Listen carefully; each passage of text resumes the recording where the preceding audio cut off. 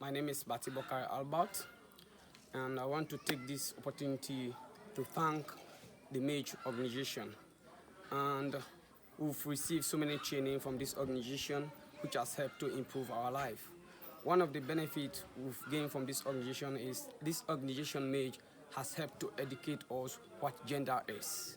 Before this time, our idea on gender was only based on male and female, but through the training we've received from MAGE Sierra Leone has helped us to know that gender simply refers to the attitude and behavior of men and women in society, the role and responsibility of these two people.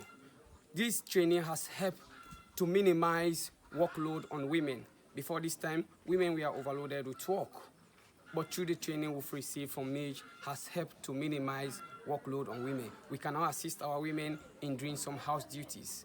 Also, this training has also helped to minimize sexual violence or violence against women and girls. So we are very much happy because we've learned a lot. So the training of MAGE have helped us to know what gender is, and it has minimized violence against women and children, especially girls in society. So we are very much happy. We want to thank this organization, and we pray that this organization will continue its operation with us here. Thank you. I'm Battie Bockarie.